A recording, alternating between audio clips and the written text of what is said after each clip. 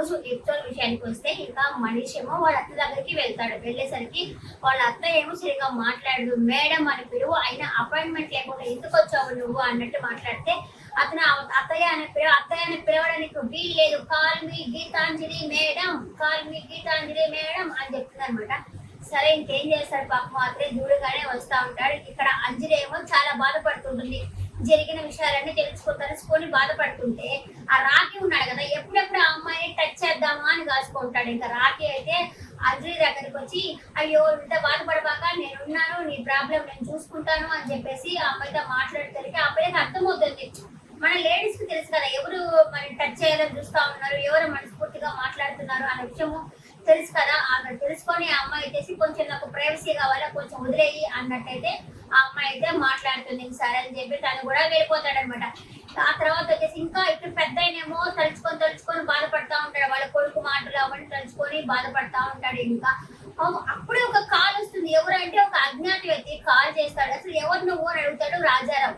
నేను ఎవరైతే నీకెందుకు, నాకు 10 లక్షల డబ్బులు కావాలా, నువ్వు ఇస్తావా లేకపోతే అంజలి మీ మనవరాలనే విషయం నీ కొడుకు చెప్పాలా అని చెప్పి బెదిరిస్తాడనమాట. ఎందుకులే నేనే ఇస్తానులే అని చెప్పి అది ఇవ్వడానికి అయితే పోతాడు. ఒక ప్లేస్ లో పెట్టేసుకో అని చెప్పి ఆయన అయితే చెప్తాడనమాట.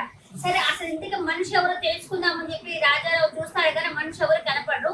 ఆ 10 లక్షలు ఏమో ఆయనకి ఇచ్చేసి అయితే వస్తాడు. ఎవరో ఏంటో కూడా తెలియదు, అజ్ఞాత వ్యక్తి ఎవరో కూడా తెలియదు. ఒకవేళ గీతాన్ని ప్రేమించిన ఆయనేమో నేను అనుకుంటున్నాను, మీకు ఎవరు అనుకుంటున్నారో కమెంట్ సెక్షన్ లో కమెంట్ చేయండి. ఇంకా వచ్చేసి ఆలోచించుకుంటా ఉంటాడు అనమాట ఇంకా జరిగిందంతా.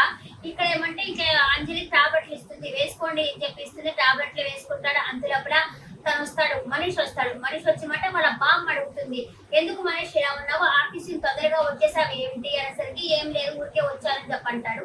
తర్వాత అంజలి అడుగుతుంది, ఏమైంది, మీ అత్తయ్య ఎప్పటికైనా మారుతుందిలే, బాధపడవాకండి అంటే ఇంకా మనీష్ కూడా అంజలికి అంటాడు, నువ్వు ఎందుకు బాధగా ఉన్నావు, మీకు కూడా బాధగానే ఉంది కదా అంటే అవును, కానీ బాధ నేను ఒకటే కవల పిల్లలము, నాకు అలాంటి బాధ ఏమి ఉండదు అని చెప్పి తనైతే సరదాగా మాట్లాడుతుంది. అంతలోపల మనీష్ వాళ్ళ చెల్లెలు కూడా వచ్చి ఇంత మాట్లాడుతుంటే అసలు బాధ అనేది ఉండదు, ఒక మోటివేటివ్ క్లాస్ తీసుకున్నట్టు ఉంటుంది కానీ అసలు బాధే ఉండదు, కొంచెం సేపు నీతో మాట్లాడితే కలిసిపోతారు అన్నట్టయితే అమ్మాయి అయితే మాట్లాడుతుంది. ఇంకా సరే అనేసి మనీష్ కూడా నువ్వు సూపర్, నువ్వు నీతో మాట్లాడితే బాధలన్నీ మర్చిపోతావు అని చెప్పేసి తను కూడా మాట్లాడుతున్నాడు. ఇంకా పెద్ద అయినా ఒకటే ఆలోచిస్తా ఉంటాడు, దీని గురించి ఆలోచించి ఆయనకి మైండ్ పాడైంది, ఆలోచిస్తా ఉంటాడు అనమాట. ఇంకా అంజలి వచ్చి కూర్చుంటుంది. ఇలా అంటాడు అంజలిని అనసరికి, తాతయ్య మిమ్మల్ని ఒక మాట అడుగుతాను చెప్తారా అంటే అడగమ్మా అంటే, మీకు నిజం తెలిసినా కానీ ఎందుకు దాస్తున్నారు అని అడుగుతుంది. అక్కడితో ఎపిసోడ్ అయితే అయిపోయింది. రేపటి ఎపిసోడ్ లో ఆ రాజారావు వాళ్ళ వైఫ్ తో చెప్తున్నాడు అనమాట, అంజలియే మన మనవరాలు అని చెప్తా ఉన్నాడు. రేపు ఎపిసోడ్ బాగుంటుందని చెప్పి నేను అనుకుంటున్నాను. అయినా సండే ఎపిసోడ్ కూడా వస్తా ఉంది కదా, దీని మీద మీ అభిప్రాయాన్ని కామెంట్ సెక్షన్ లో కామెంట్ చేయండి.